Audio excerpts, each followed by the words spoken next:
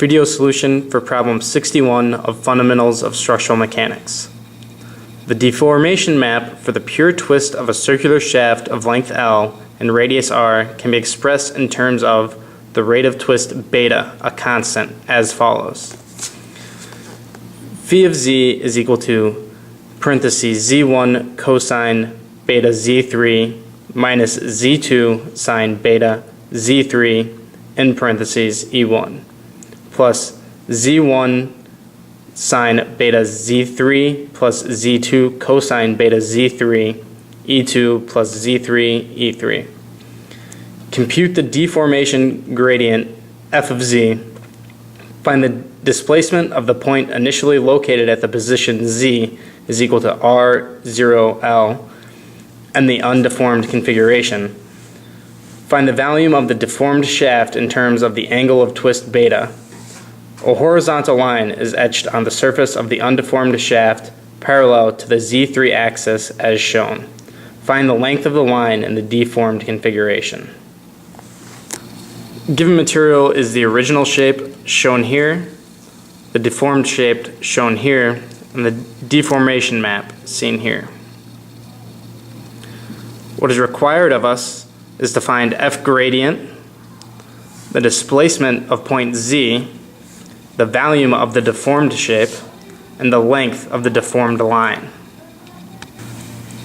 To solve, we need to find f gradient, which is equal to the 9 partial derivatives in matrix form seen here. From the deformation map, we find x1 equals z1 cosine beta z3 minus z2 sine beta z3. x2 is equal to z1 sine beta z3 plus z2 cosine beta z3, and x3 is equal to z3. The partial derivatives for the coordinate x1 with respect to the z coordinates are seen as follows.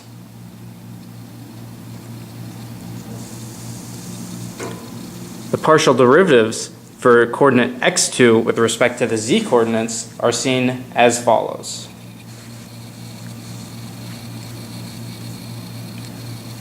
And the partial derivatives for coordinate x3 with respect to the z coordinates are seen as follows. F gradient is equal to the matrix seen here. Now we will find the displacement of point z. From the x1, x2, and x3 equations that we found earlier, we can calculate x1, x2, and x3 for point z. For x1, we plug in r, 0, and l, and we come out with x1 is equal to r cosine beta l. The same process for x2.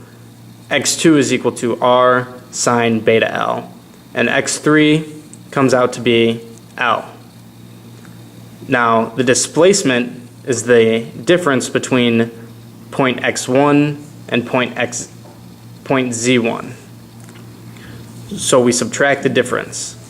So the displacement for point z1 is equal to r cosine beta l minus r, which is simplified to r parentheses cosine beta l minus 1 in parentheses.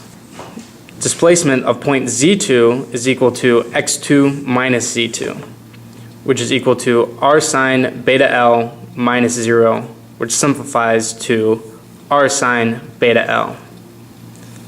The displacement of point z3 is equal to x3 minus z3, which is equal to l minus l, which is equal to 0.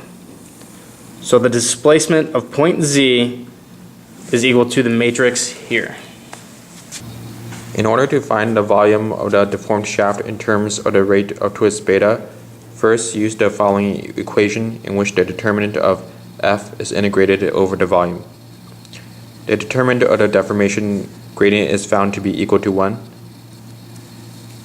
Then we integrate with respect to polar coordinates theta, r, and z3.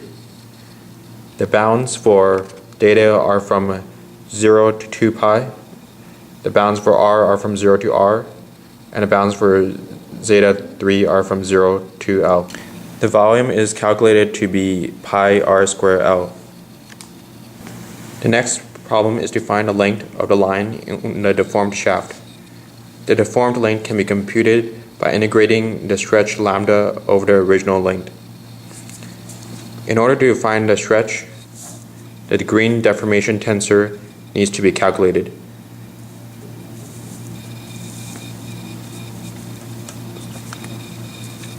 The square of the stretch lambda square is equal to E3.CE3. After making the following computations, we obtain the stretch to be equal to the square root of zeta 1 squared beta squared plus zeta 2 squared beta squared plus 1. After integrating the stretch over the original length from 0 to L, the length of the line is calculated to be L times the square root of zeta 1 squared beta squared plus zeta 2 squared beta squared plus 1. Substituting the appropriate values for zeta 1 and zeta 2 leads us to the length of L times the square root of r squared beta squared plus 1.